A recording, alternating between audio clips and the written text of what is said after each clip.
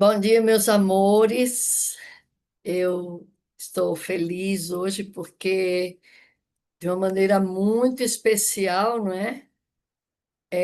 Esse momento acontece para mim porque eu sou apaixonada por família, por casamento, por tudo que envolve essa primeira instituição criada por Deus. E como líder de Lar e Família, junto com meu esposo, aqui no nosso distrito de Aldeota, nós fizemos uma camisa que representa o nosso ministério aqui. E nós temos, olha minha camisa, uma família com Deus vence tudo. E é isso que nós vamos trabalhar hoje aqui, uma família com Deus vence tudo, né? Nós sabemos que todas as crenças que foram estudadas até aqui, nós já estamos no finalzinho, no finalzinho. E todas elas que foram estudadas envolvem a família, porque a família é a origem de tudo, e tudo acontece dentro da família. Então, eu lembro muito bem do pastor Abdoral, né, falando dos demônios que atacam a humanidade, né? As pessoas, que eles têm as suas especialidades. E a especialidade que ele citou com relação ao casamento foi a contenda, o ciúme, e aí vai, né? E a gente viu sobre o sábado, viu sobre tanta coisa, e tudo tem a ver com as crenças que temos dentro desse contexto que envolve família. Sempre vai envolver a família, porque fazemos parte de toda essa história, fomos o início de tudo isso. E aí vamos abrir as nossas Bíblias agora, vamos abrir em Gênesis, porque Gênesis é onde está o começo de toda essa história que se diz casamento e família. Mas antes de começarmos a falar dentro do contexto bíblico, eu pergunto a você, não precisa me responder, só refletir. Você é feliz no seu casamento?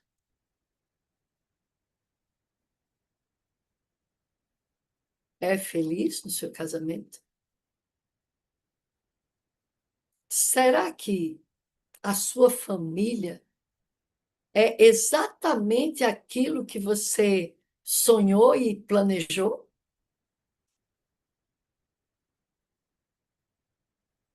Como é que você vê sua família? Vou fazer mais perguntas. Como é o seu relacionamento com o seu esposo? Como é que você o vê?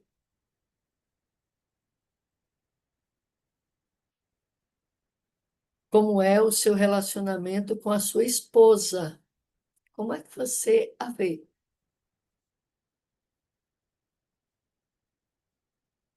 Seus filhos são perfeitinhos do jeito que você queria? Linda eles são. Mas será que são perfeitos? E você, como é que se vê como esposa? Como é que você se vê como marido? Como é que você se vê como filho?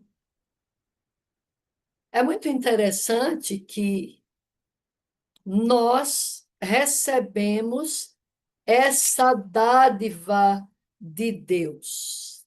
Esta dádiva de Deus. Recebemos essas dádivas de Deus através da criação. Ele nos criou para sermos um casal e depois uma família. E dentro do contexto de nossas crenças está essa, casamento e família. Mas por que que a igreja se preocupou em colocar esse tema tão óbvio, mas tão mal compreendido, tão sofrido depois do pecado, não é? Tão sofrido depois do pecado. Nossa, como é difícil, como é difícil.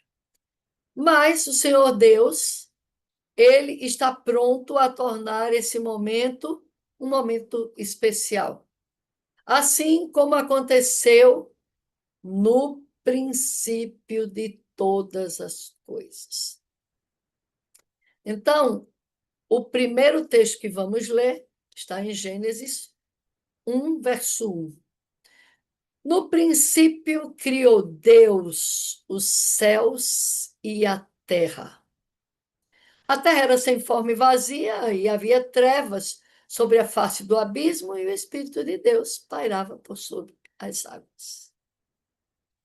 Deus estava começando, nesse momento, a criação da terra.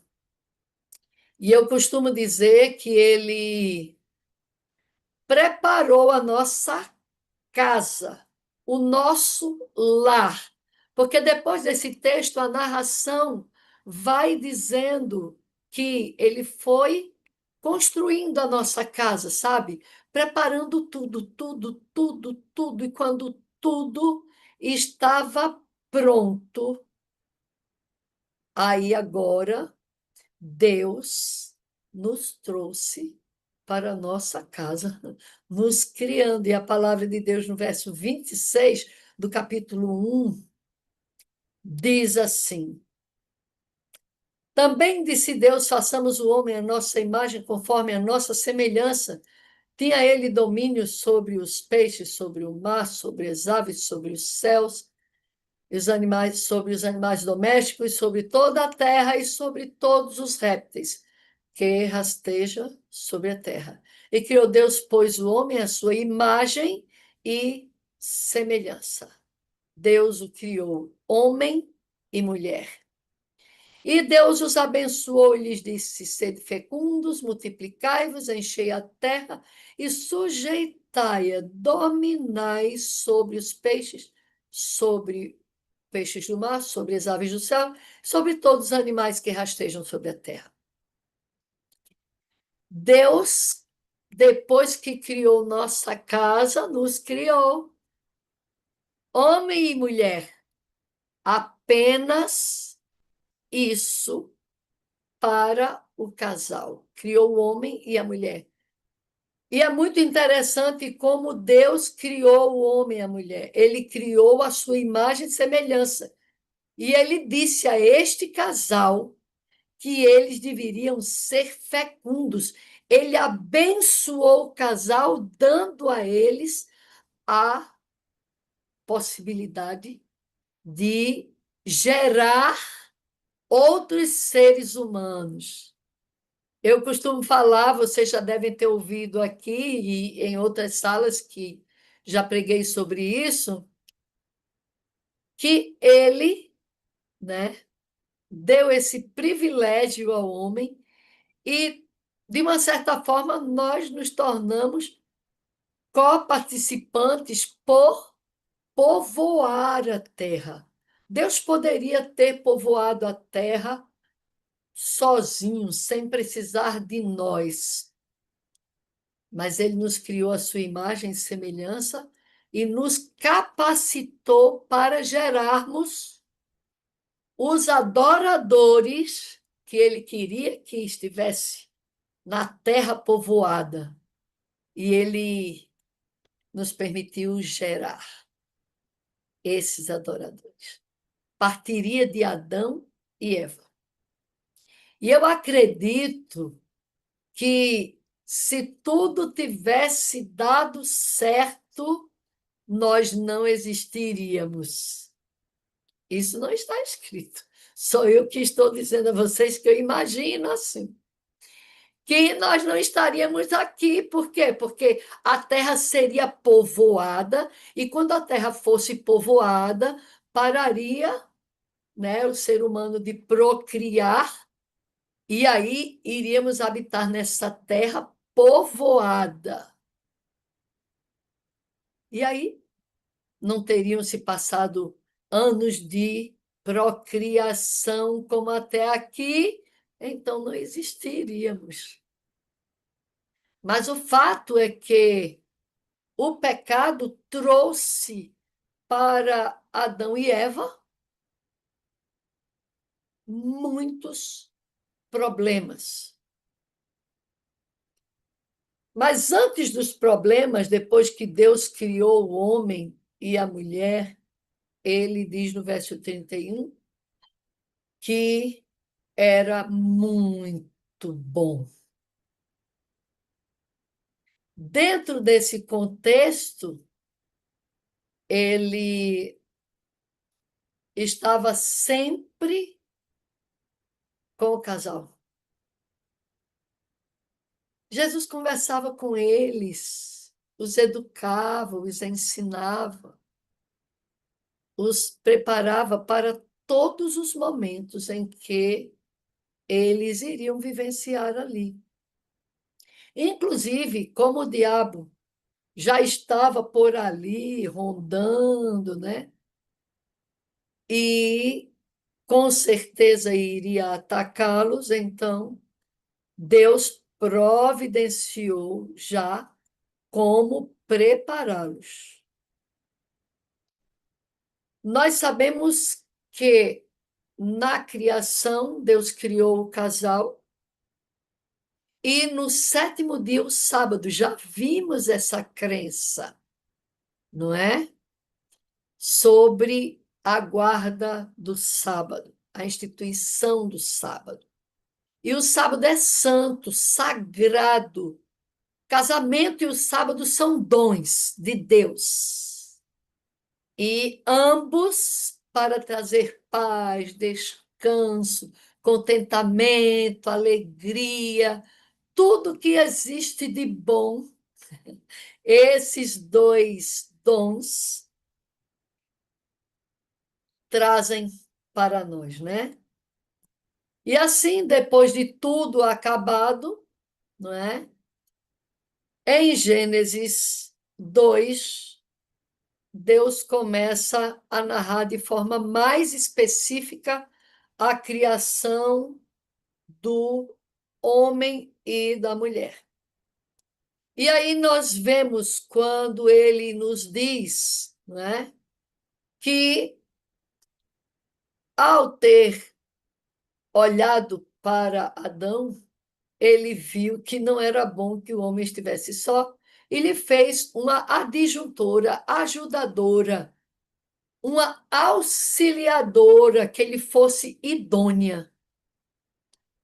E foi assim que Deus criou Eva.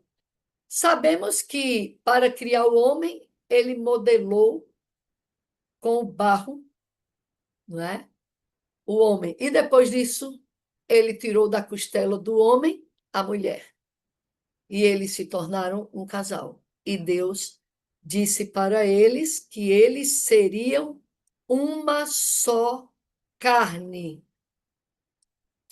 Vamos ler o verso 23 que diz: E disse o homem: Esta, afinal, é osso do meu osso, carne da minha carne. Porque será chamada varoa, porque do varão foi tomada. E diz: Por isso, deixa o homem pai e mãe, e se une à sua mulher, e ambos serão uma só carne. É muito interessante quando a palavra de Deus fala que somos uma só carne. Assim como Deus fez com que dois seres humanos fossem reconhecidos como uma só carne, porque ele assim o fez, tirou a costela de Adão para criar Eva. E aí, assim como eles são um Deus, ele é um Pai, Filho e Espírito Santo. E quando se fala em homem, nesse contexto de criação, esse homem se refere à mulher e ao homem. É o ser humano. E, por isso, quando se fala homem e se refere a homem e mulher, sendo um, quando se fala de Deus, que se refere a o Pai, o Filho e o Espírito Santo, se refere a um também. Isso é maravilhoso. Agora, como é que podemos ser uma só carne e vivermos em guerra? Quando Deus nos criou, Ele criou para a harmonia, a felicidade, a paz, o contentamento, o companheirismo, a amizade, o amor na sua mais pura essência. Mas o que aconteceu foi que no pecado, não vou narrar a história do pecado, a gente conhece muito bem. Quando Eva se distanciou de Adão, e às vezes eu fico me perguntando, onde era que estava Adão no momento que Eva estava lá contemplando a árvore da vida, não é? Onde é que ele estava? E por que que ela foi para lá sozinha? Não havia maldade no coração de Adão, nem no coração de Eva. Mas essas coisas vamos saber no céu, né? No mínimo, ela estava curiosa. E aí, ela foi até a árvore do conhecimento do bem e do mal. E ali houve um diálogo entre a serpente, que nenhum animal falava, mas o diabo falou através da serpente. E assim, essa serpente, representando o diabo, negociou com Eva. Porque, gente, a pessoa quando quer vender faz de tudo, né? Para vender e articula e apresenta. E no caso de Adão, no caso de Eva, ela, a serpente, o diabo, articulou com Eva. E a primeira coisa que Eva trouxe, que a serpente trouxe para Eva, foi para perguntar para ela, né? Dizem que a mulher gosta de falar muito, eu pelo menos falo muito. E ele perguntou para ela, né? Foi assim que Deus falou para você que não poderia comer de nenhum fruto, né? De toda árvore do jardim. Isso está no capítulo 3, versículo 1 em diante.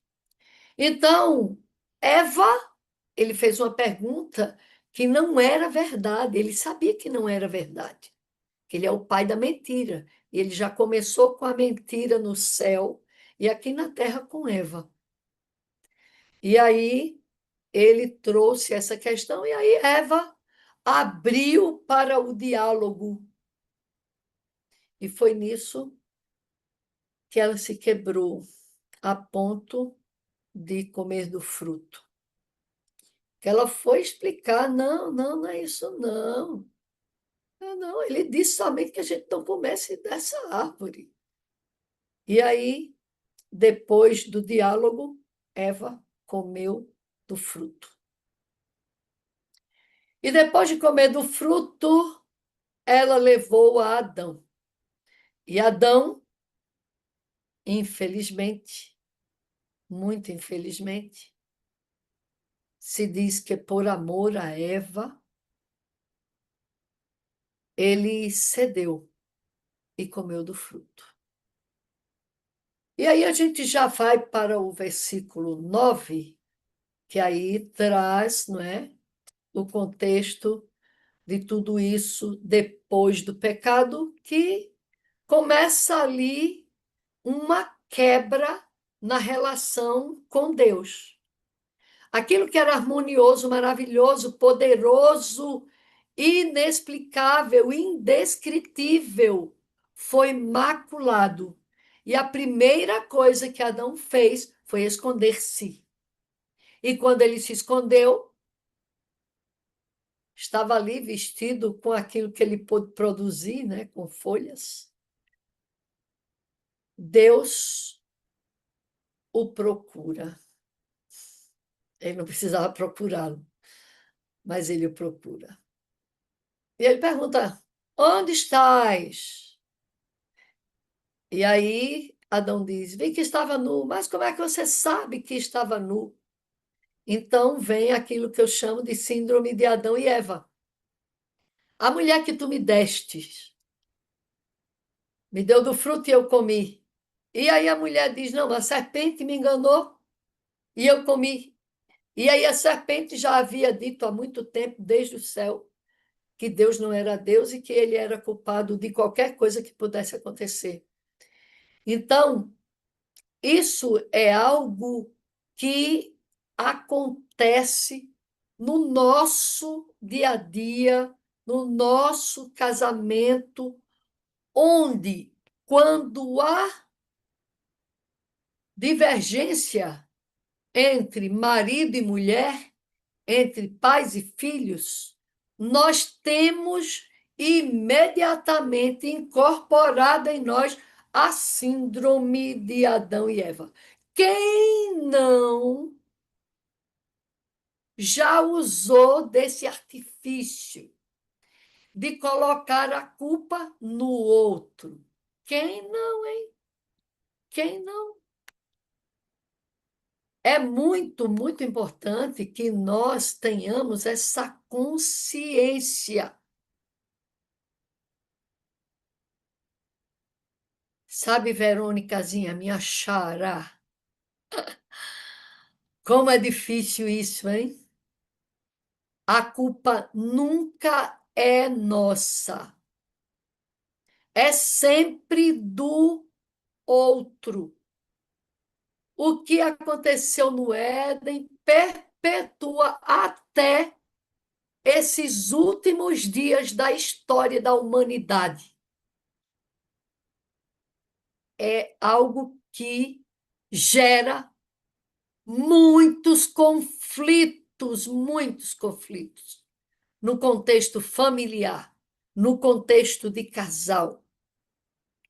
Cada um culpa o outro. Não, mas eu fiz isso porque você fez aquilo, eu fiz isso porque você fez aquilo. Não, você foi que começou essa história. Eu estava quieto, e aí todo mundo justifica os seus próprios erros, como aconteceu a Adão e Eva. Os conflitos começaram a acontecer na família desde lá. Imagina como ficou naquele momento a relação entre Adão e Eva. A gente pode tirar por nós, embora que a maldade, quando entrou ali, primeiro sentimento foi o medo. O medo. E esse sentimento de medo atormenta o ser humano até hoje. Eu costumo dizer que naquele momento Adão teve uma crise de pânico. E quem já teve crise de pânico aqui sabe do que é que eu estou falando. Sabe bem, sabe bem.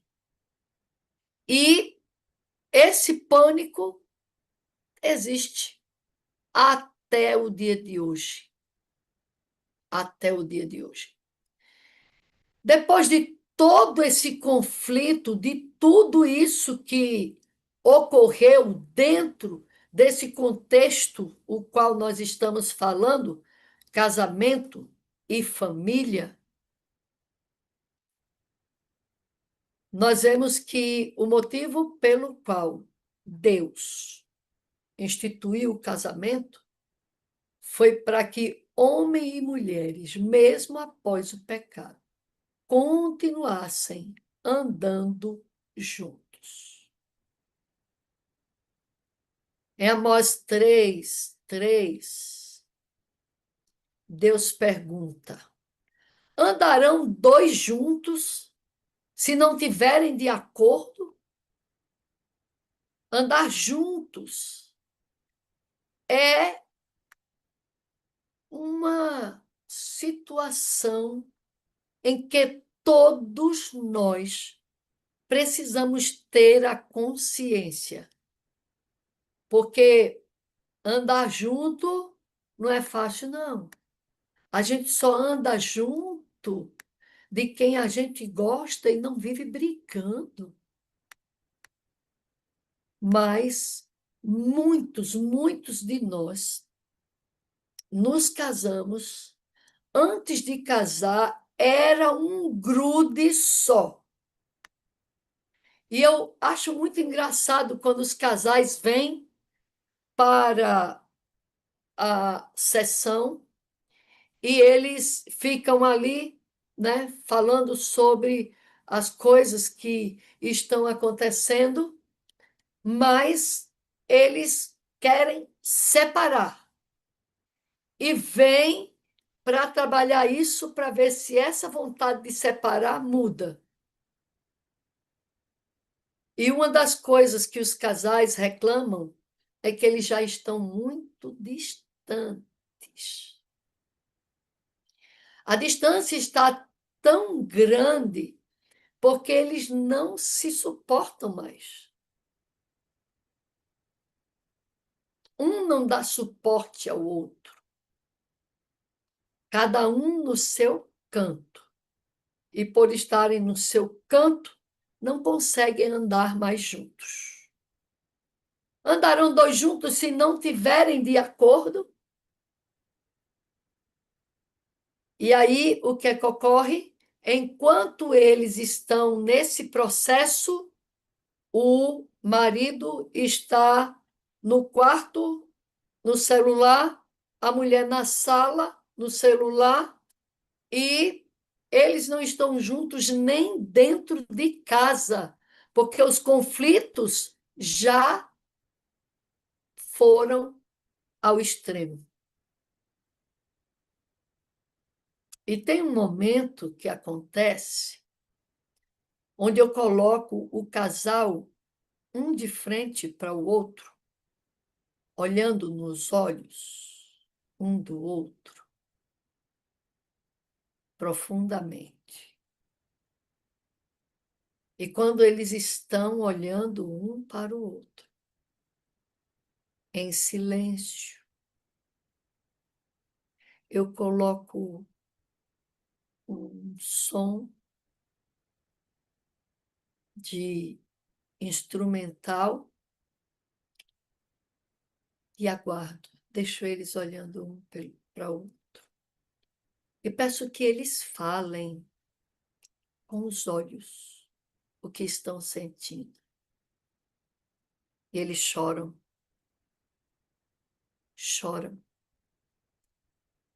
porque os olhos falam, os olhos são a luz da alma, aquilo os toca. E às vezes eles não conseguem, eles demoram muito a se concentrar olhando o olho no olho. Até quando isso acontece e a emoção chega. Deus nos criou para andarmos juntos, sermos uma só carne. Tanto fisicamente, através do ato sexual, é quando o corpo ali se completa perfeitamente, como também na nossa vivência, nas nossas emoções, no lidar um com o outro.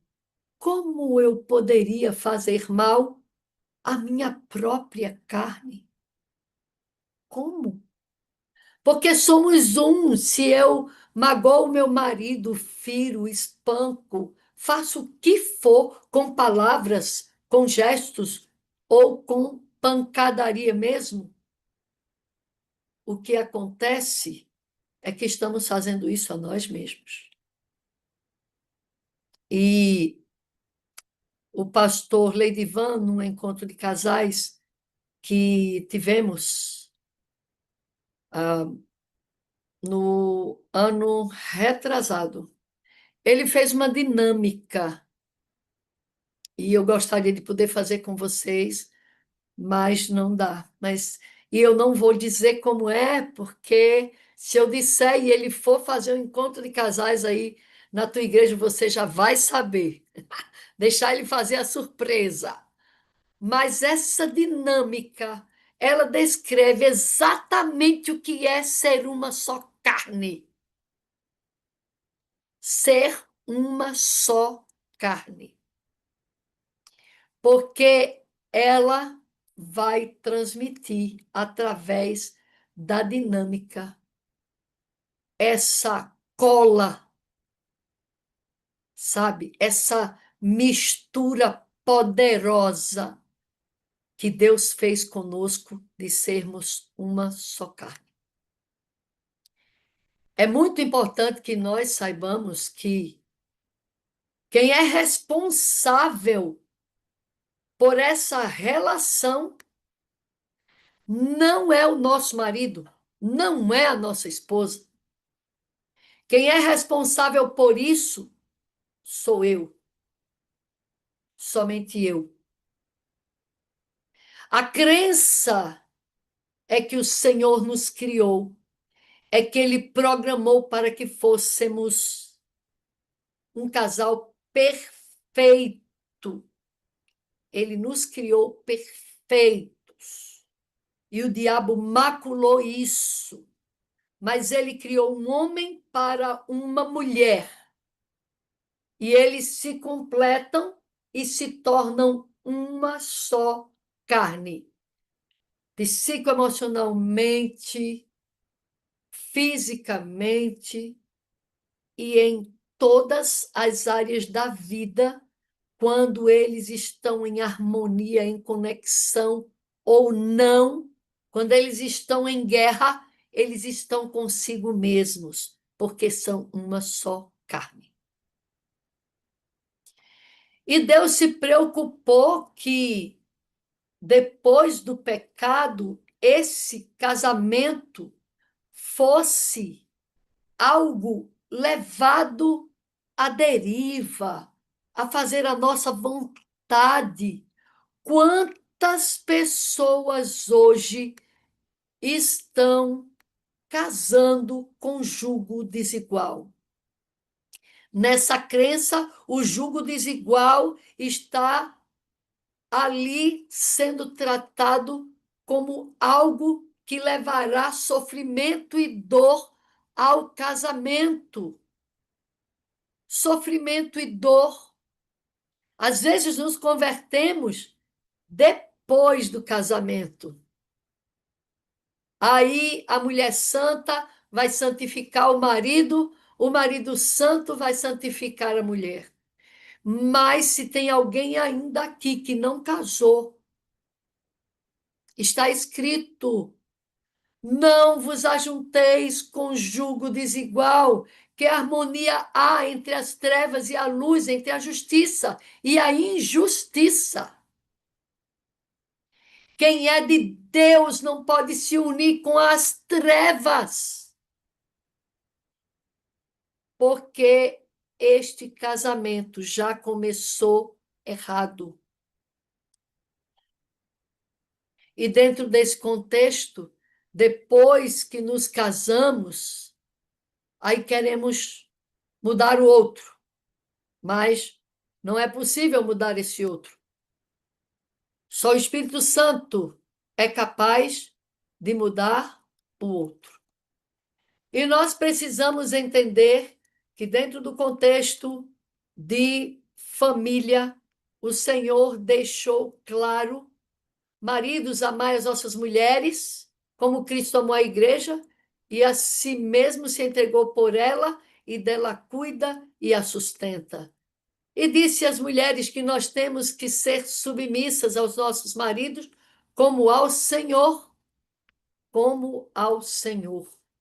Muitas mulheres pegam esse texto, essa palavra de Deus, sem entender o contexto e acredita que tem que se submeter ao marido até nas questões sexuais, até na questão da adoração a Deus.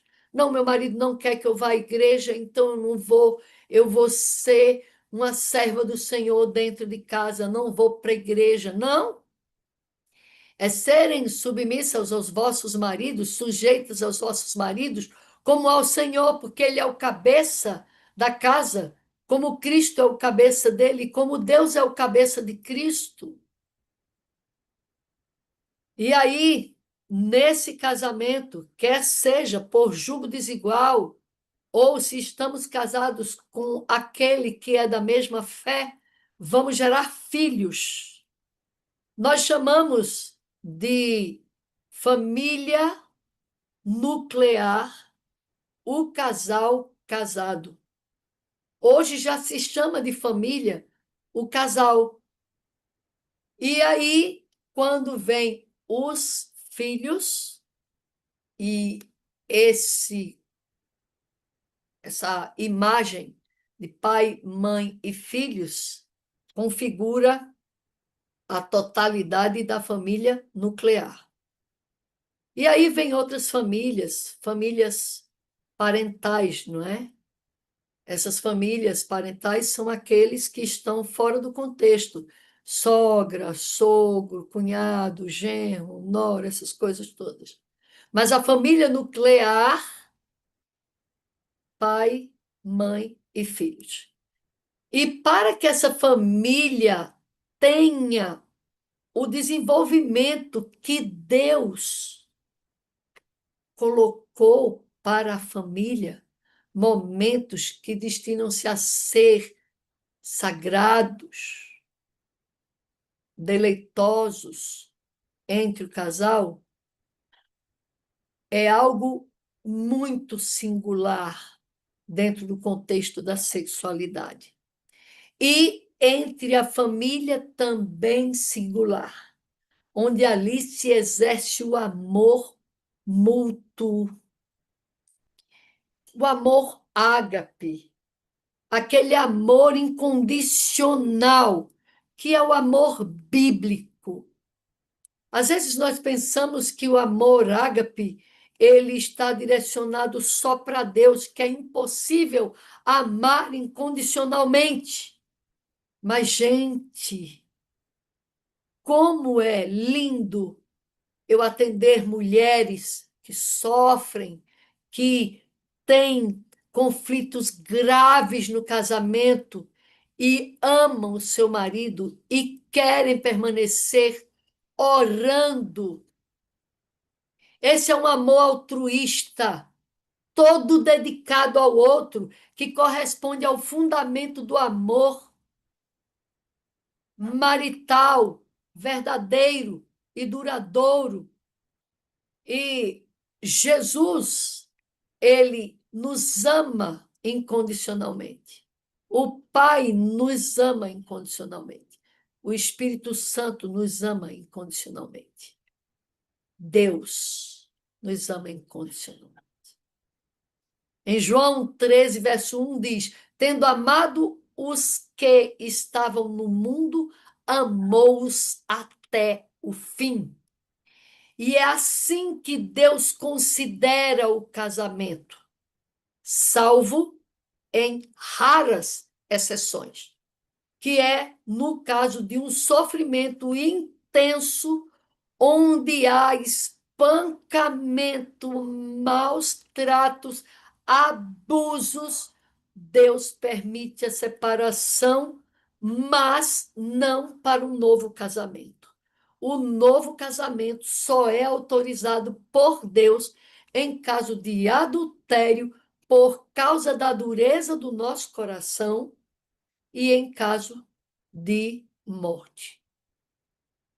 Porque o que Deus quer é que tenhamos esse amor paciente, benigno, que não arde em ciúmes, que não se ufana, que não se ensoberbece, que não se conduz inconveniente, não procura os seus interesses, não se exaspera, não se ressente do mal, não se alegra com a injustiça, mas regozija-se com a verdade. Tudo sofre, tudo crê, tudo espera e tudo suporta, porque o amor jamais acaba. Isso está em 1 Coríntios 13. E esse amor que jamais acaba, a palavra de Deus nos diz que, por se multiplicar a iniquidade, o amor de muitos esfriaria. E eu aplico isso à relação conjugal. Porque quando o pecado está reinando na família, brigas, intrigas, confusão, mentira, maus tratos, o amor esfria. Mas eu quero dizer a vocês que o amor é Deus e é Ele que coloca amor em nós. E quando esse amor esfria, Ele é capaz de esquentar esse amor mais quente do que o sol do meio-dia. Desde que nós, eu, você, estejamos dispostos a agradar e a fazer a vontade do Pai. Porque o pecado trouxe o orgulho, o egoísmo, o egocentrismo. Então, todos nós queremos ter razão, razão, razão.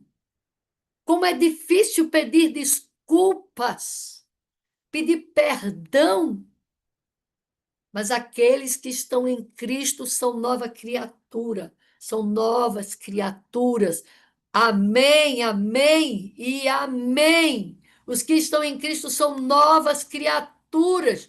O Espírito Santo restaura, o Espírito Santo renova, o Espírito Santo nos dá uma paz que excede a todo entendimento. Já falei tanto isso, não é? Mas é essa paz verdadeira, que não está no tudo bem, no tudo maravilhoso. Isso não existe. O que existe é uma paz em que estamos bem em meio a e apesar de. Deus restaura todas as coisas. E, meus amores, eu quero dizer a vocês que essa crença é para que você creia realmente que Deus restaura o seu casamento. Antes de decidir pelo divórcio, está escrito lá em Malaquias 2,16,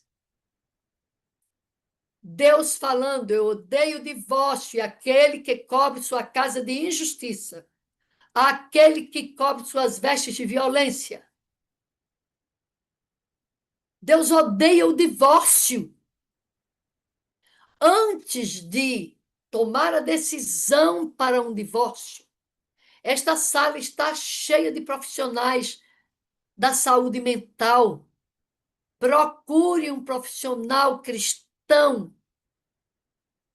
para aprender como lidar com suas emoções e trabalhar com seu esposo, com a sua mulher,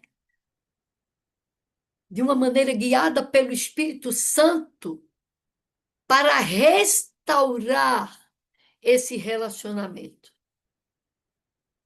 Deus é capaz de curar pedófilos, adúlteros, violentos. Quando não há essa cura, Ele não nos culpa pela separação.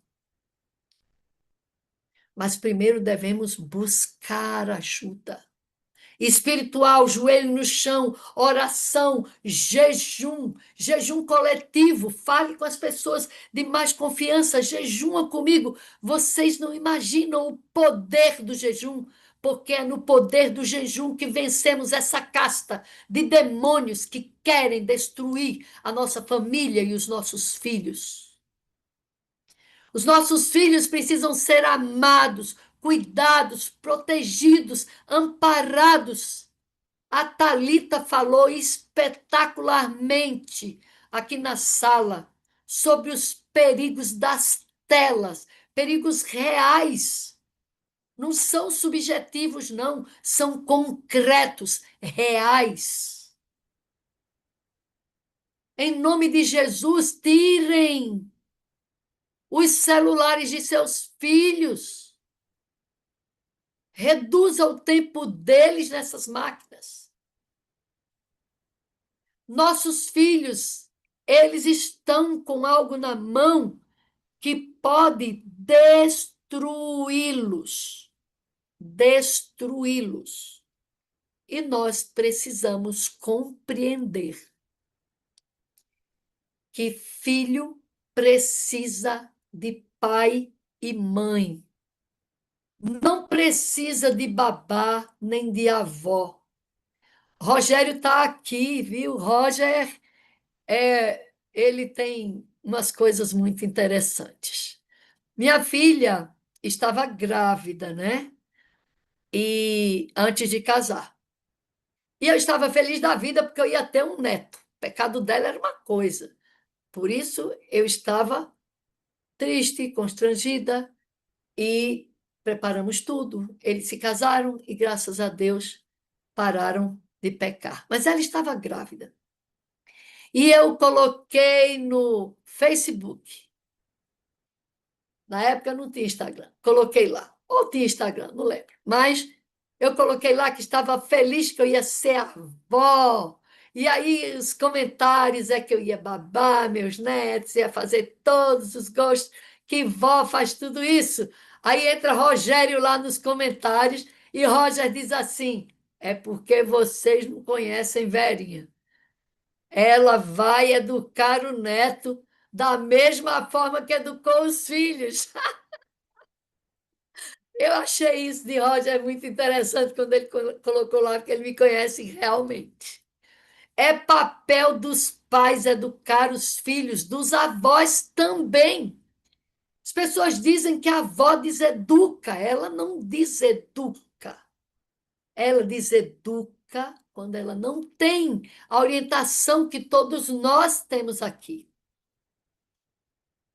que é ser guiados pelo Espírito. Então, amores, não permitam que seus filhos, seus netos, mergulhem nas coisas do mundo. Isso vai prejudicá-los fortemente. E nesse contexto, não podemos esquecer esse amor incondicional. Nós somos responsáveis pela educação dos nossos filhos.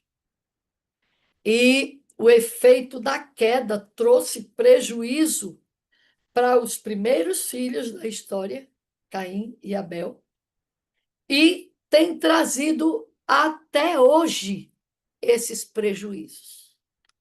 Então, nós precisamos cultivar a felicidade dentro de casa, com o nosso marido, com os nossos filhos. Muitos pais usam os filhos para resolver suas brigas com os seus maridos, ou seu ex-marido, ou sua ex-mulher, mandando recado pelos filhos. Nossa, os filhos estão em tanto sofrimento. Cuidem para não falar mal do seu ex-marido ou da sua ex-esposa, porque isso é alienação parental com os nossos filhos. A relação monogâmica é a que mais reflete a relação de Cristo com a igreja. Quando isso acontece que nós nos separamos, todo o mal vem para os filhos e para todos nós. Começam as dificuldades, as lutas, o adultério já estava inserido e parece que se torna tão normal, não é?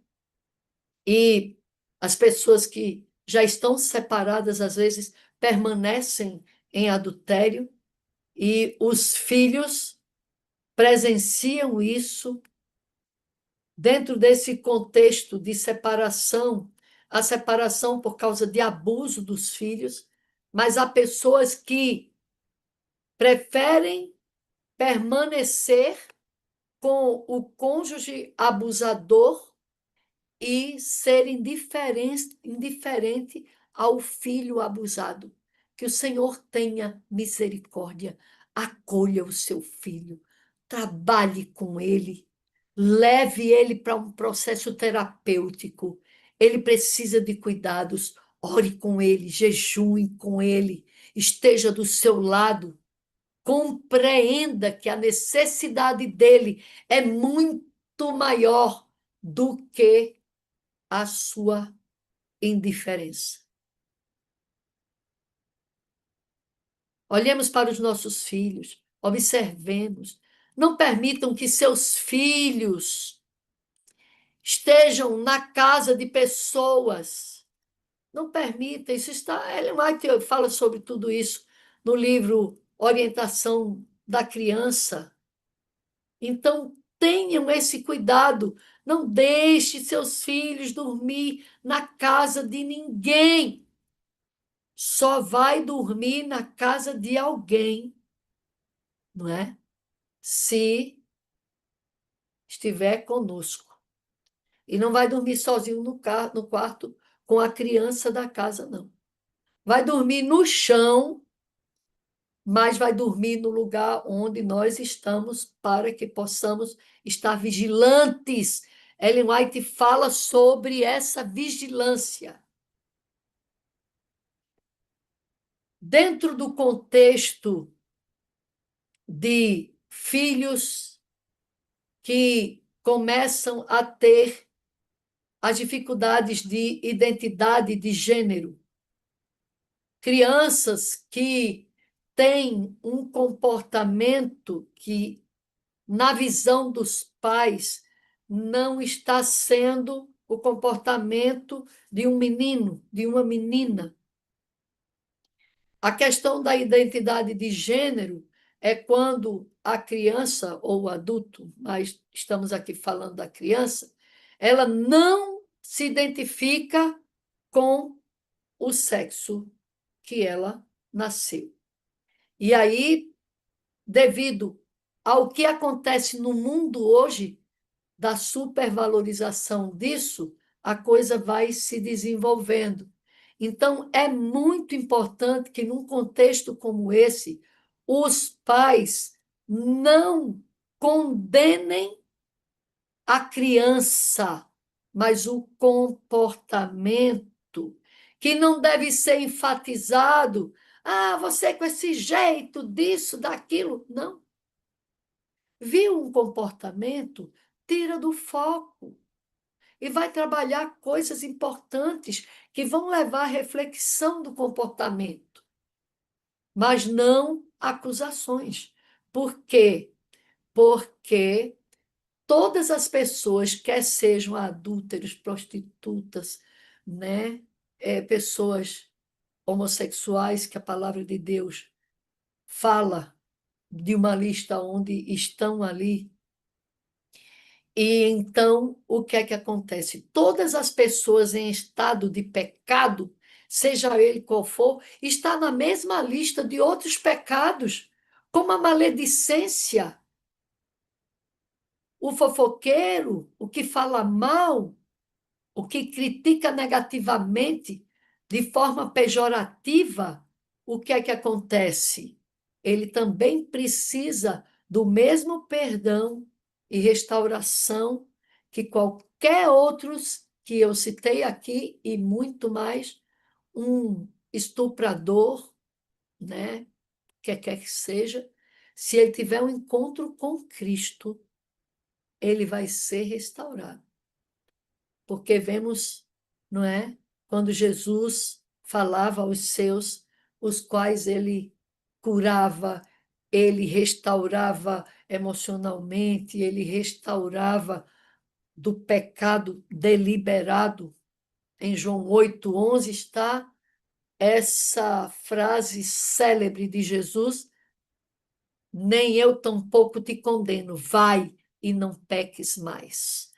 Então, essa nossa família instituída por Deus, esse casamento instituído por Deus, ele tem uma relevância extrema. A palavra de Deus diz que nós somos espetáculo aos anjos, ao mundo e aos homens, porque a nossa vida é uma vida dedicada a Deus. Os nossos filhos são prioridade depois do marido e depois da esposa, porque a maior prioridade num casamento é o marido e a mulher. E depois do meu cônjuge, o meu filho. Mas às vezes o filho é prioridade quando ele está em situações vulneráveis. Precisa desse momento. O bebê, não é? A criança que tem algum problema, alguma dificuldade. Mas eu encerro esse nosso momento, deixando muita coisa para trás, não é? Mas eu vou enviar esse capítulo para as meninas distribuírem com vocês e vocês lerem à risca o que está escrito aqui.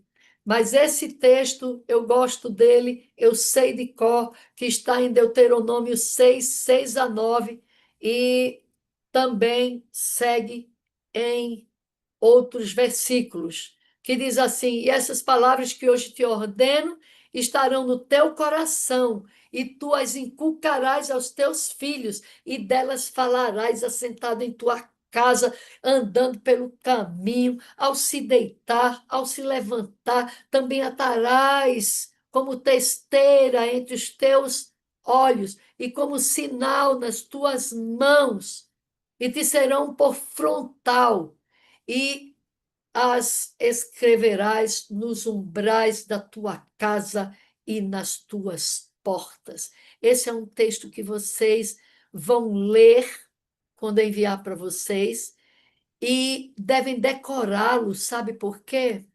Porque é isso que devemos ser com os nossos maridos e com os nossos filhos. Termos gravadas as palavras do Senhor na nossa mente. A adoração seja presente, constante, forte, inabalável. Mas se ela se abalar, volta, que o Senhor restaura. Que nós sejamos vigilantes. A mãe, o filho precisa dela extremamente até os 7 anos, quando o caráter dele está formado. O bebê, ele é incapaz. Ele precisa de mãe, de pai. Ele precisa daqueles que o geraram para ter uma saúde psíquica, emocional, relacional, profissional no futuro. Eles precisam de pai e mãe, de um lar, que é um pequeno céu na terra. E quem faz o nosso lar, Giovanni, quem faz o nosso lar,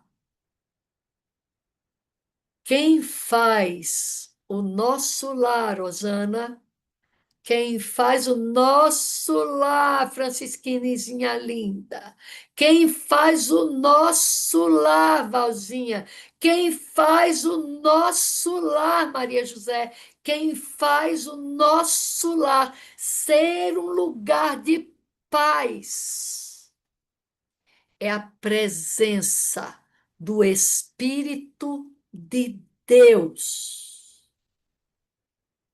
É a presença do Espírito de Deus, Eliane Bispo. Te amo profundamente. Quem faz esse lugar de paz.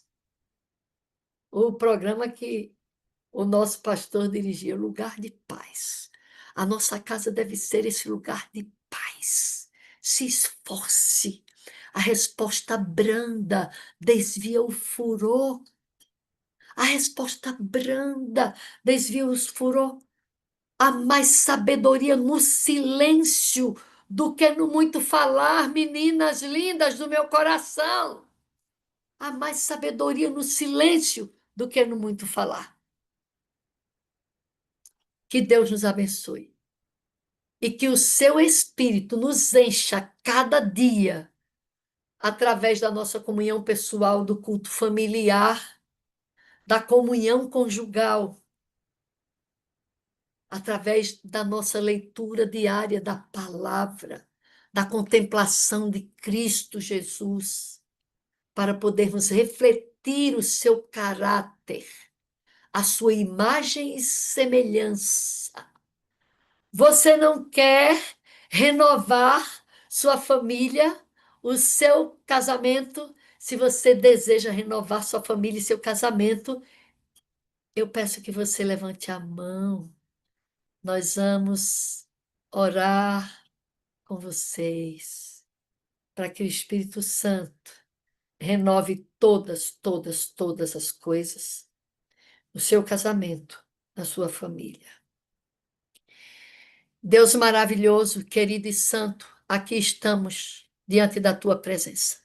Queremos te agradecer, te louvar e queremos rogar a ti, querido Espírito Santo, unge a nossa família com óleo, unge a nossa cabeça com óleo, porque quem vai conduzir a nossa família és tu através de nós.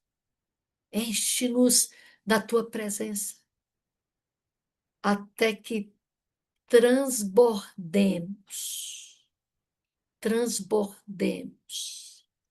para os nossos familiares.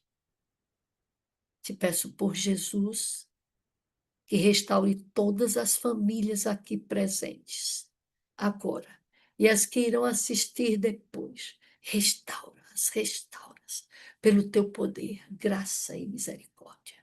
Em nome de Jesus. Amém. Amém. Meus amores, nós vamos ver um videozinho, é bem curto. É a apresentação de uma família. É bem curtinho.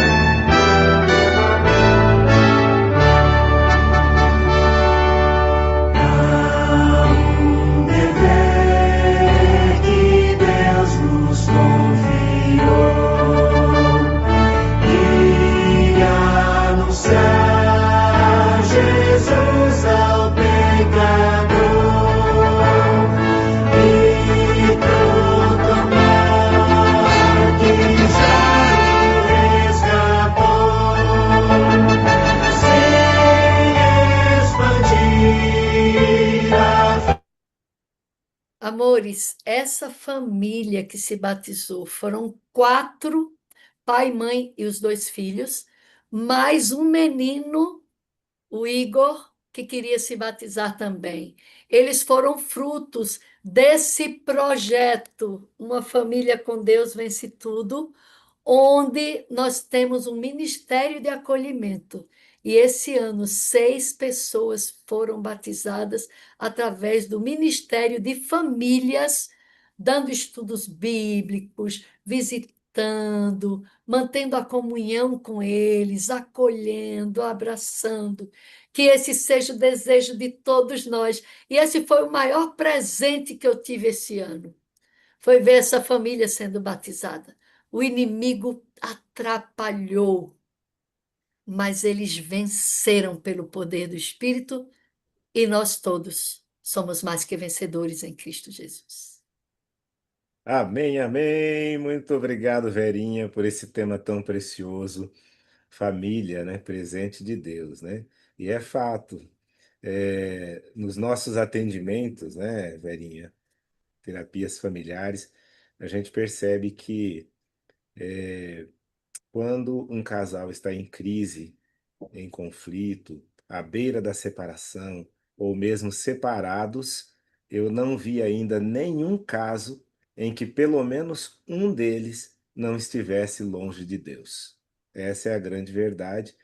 Eu tenho dito que eu sou o pastor aqui em casa, então eu cuido da vida espiritual da minha esposa, mas apesar de eu ser pastor, ela cuida da minha vida espiritual. E eu cuido porque eu sei que enquanto ela for fiel a Deus, ela será fiel a mim. E ela cuida Amém. porque sabe que enquanto eu for fiel a Deus, eu serei fiel a ela. Então, louvado Amém. seja o nome do Senhor. Muito obrigado pela mensagem poderosa de hoje da crença fundamental sobre casamento e família. Amém. Eu já ouvi uma frase de um pastor que dizia assim: que não há separação para um casal que tem comunhão. É Comunhão com verdade. Deus e comunhão entre si mesmos. Não há Isso. separação. Não Que Deus os significa que não. abençoe.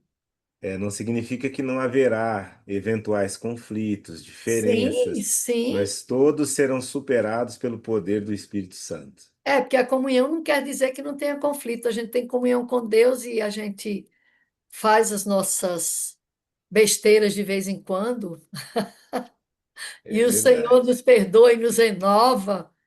Isso é o momento que vivemos, mas haverá um dia que ninguém fará mais nada de errado. E esse dia está Amém. muito próximo. Amém. Amo você, preciso de você para ser feliz. Você é a parte visível de Deus e eu creio mais em Deus porque você existe. Ótimo dia para você.